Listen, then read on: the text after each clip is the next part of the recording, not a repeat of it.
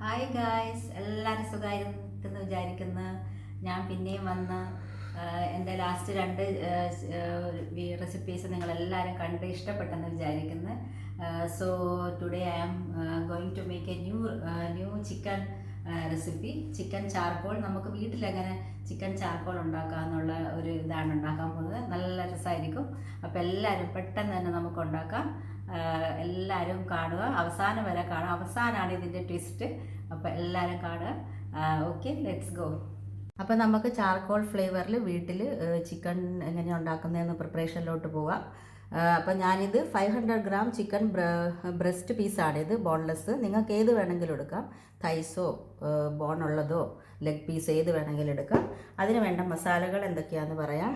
1 table spoon Kashmiri chilli powder, പിന്നെ എരിവുള്ളത് powder എടുത്തിട്ടുണ്ട്.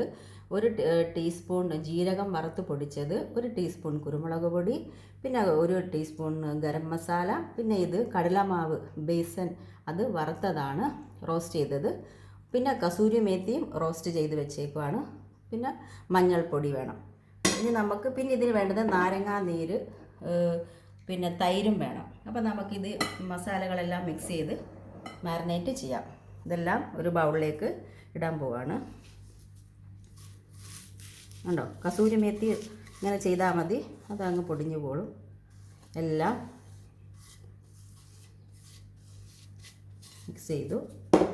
നമുക്കിതിലേക്ക് തൈര് ഒഴിക്കാം. തൈര് 2 ടേബിൾ സ്പൂൺ തൈര്, നല്ല കട്ടിയുള്ള തൈരാണ് ഇത്. പിന്നെ 1 ടീസ്പൂൺ, 1/2 ചെറുനാരങ്ങയുടെ നീര്. പിന്നെ നമുക്ക് ആവശ്യത്തിനുള്ള ഉപ്പിടാം.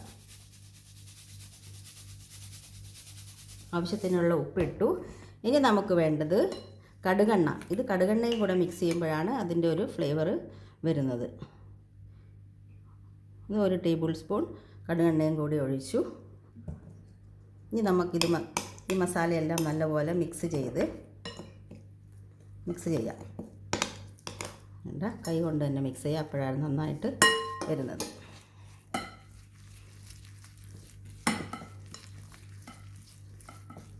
ഉണ്ടോ, നല്ലപോലെ വന്നു. ഇനി നമുക്ക് നമ്മുടെ ചിക്കൻ ഇതിലേക്കിട്ട് മാരിനേറ്റ് ചെയ്ത് വെക്കാം.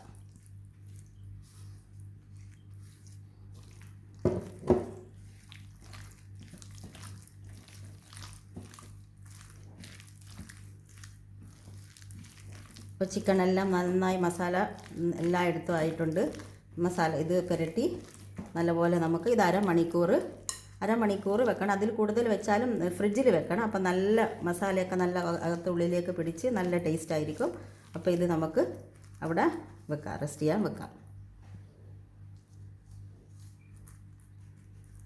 ഫ്രിഡ്ജിൽ വെക്കുന്നതിന് മുമ്പേ മസാലയുടെ കൂടെ ജിഞ്ചർ ഗാർലിക്, വെളുത്തുള്ളി ഇഞ്ചി പേസ്റ്റും കൂടെ ചേർക്കണം കേട്ടോ. അത് ചേർത്തിട്ട് വേണം ഫ്രിഡ്ജിൽ വെക്കാൻ.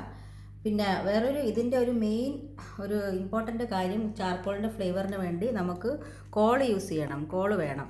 അതായത് ഇത് സൂപ്പർ മാർക്കറ്റിലൊക്കെ കിട്ടുന്നതാണ്.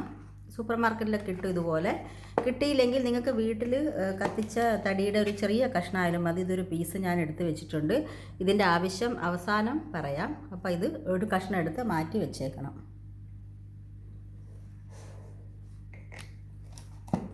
അപ്പോൾ ഇനി നമുക്കിത് ചിക്കൻ നമുക്ക് വറക്കാം.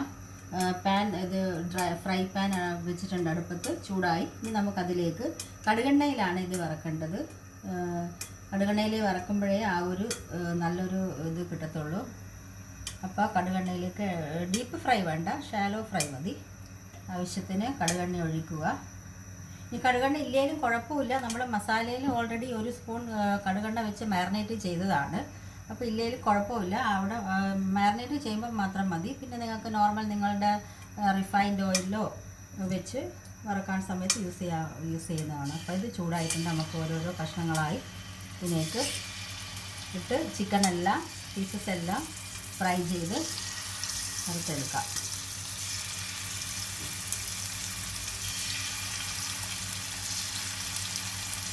ഇത് ബോൺലെസ് പീസ് ആയതുകൊണ്ട് എൻ്റെ ചിക്കൻസ് എല്ലാം പെട്ടെന്ന് തന്നെ എല്ലാം ഫ്രൈ ആയത്, കൂടുതൽ സമയം വേണ്ട. നിങ്ങൾ ഏത് പീസായാലും കുഴപ്പമില്ല. ഇതേപോലെ മസാലയെല്ലാം പറഞ്ഞ എല്ലാ മസാലയും ചേർത്ത് അതുപോലെ തന്നെ വറുത്ത് എടുക്കാവുന്നതാണ്. മീഡിയം ഫ്ലെയിമിൽ മതി കേട്ടോ. തീ ഒരുപാട് ചൂട് വേണ്ട, ലോ ആവാൻ പാടില്ല. ചിക്കൻ നോർമലി വറക്കുന്ന അത് മീഡിയം ഫ്ലെയിമിൽ വറുത്തെടുക്കാം. സൈഡ് നമ്മുടെ ചിക്കൻ വെന്തിട്ടുണ്ട്. നമുക്കിത് ഓരോ പീസസ് എല്ലാം ഒന്ന് തിരിച്ചിടാം. എല്ലാം തിരിച്ചിട്ട് വേവിക്കാം. ഇത് പെട്ടെന്ന് വേവും, ബോൺലെസ് ആയതുകൊണ്ട് തന്നെ പെട്ടെന്ന് വേവുന്നുണ്ട്. അപ്പോൾ ഇതെല്ലാം തിരിച്ചിട്ട് എടുക്കാൻ പറ്റും.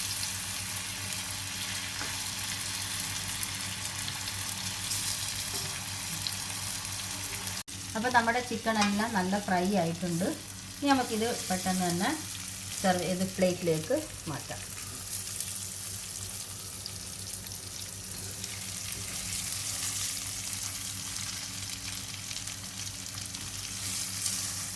എല്ലാം മാറ്റാം. ഇതുപോലെ കുറച്ച് ചിക്കനും കൂടെ ബാക്കിയുണ്ട്, അതും കൂടെ ഫ്രൈ ചെയ്ത് എടുക്കാം.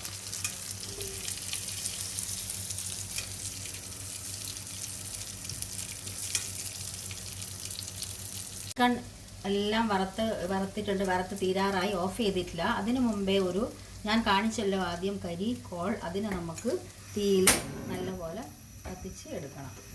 ഇങ്ങനെ വെച്ച് നിങ്ങൾ ഗ്യാസിൽ വെച്ചോ അടുപ്പിൽ വെച്ചോ നല്ലപോലെ കത്തിക്കണം. അടുപ്പ് ഓഫ് ചെയ്തിട്ടില്ല. ചിക്കൻ ലാസ്റ്റ് തീരാറായി ഒരു 5 മിനിറ്റിന് മുമ്പേ ഇത് കത്തിക്കുക.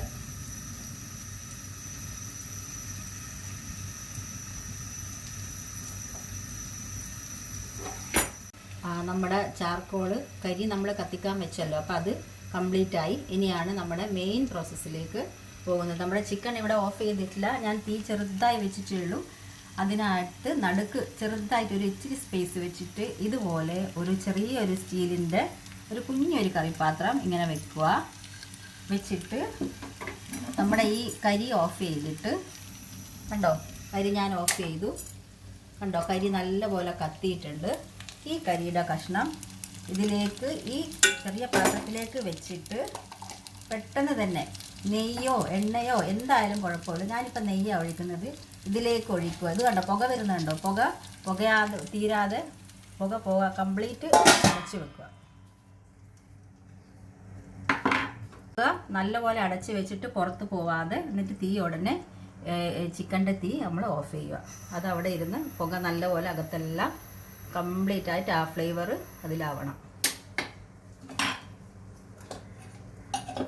അപ്പം നമ്മൾ കോള് വെച്ച് ഇത് അടച്ചു വെച്ചു. പുക എല്ലാം തീർന്നു. കണ്ട പുക മൊത്തം കഴിഞ്ഞു. 10 മിനിറ്റ് കഴിയുമ്പോഴത്തേക്ക് ഇതിൻ്റെ പുക മൊത്തം കഴിഞ്ഞു. അപ്പോൾ ഇനി നമ്മളിത് ആദ്യം തന്നെ ഇതെടുത്ത് മാറ്റുക. പിന്നെ നമുക്ക് കംപ്ലീറ്റ് ആയി. ഇനി ഈ ചിക്കൻ നമുക്ക് സെർവിങ് പ്ലേറ്റിലേക്ക് മാറ്റുക. നിങ്ങൾ കഴിക്കാൻ റെഡി ആയിട്ടുണ്ട്. ഇനി ഇത്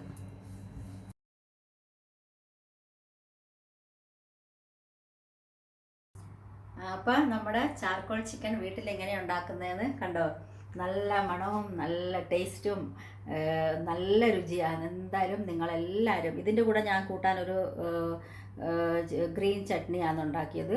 ജസ്റ്റ് പുതിന ലീഫും പച്ചമുളകും ഇഞ്ചിയും പിന്നെ മല്ലിയിലയും കൂടെ അരച്ചതാണ്. നാരങ്ങയും കൂടെ പിഴിഞ്ഞൊഴിച്ചു, ഉപ്പ് ഇട്ടു, അത്രയേ ഉള്ളൂ.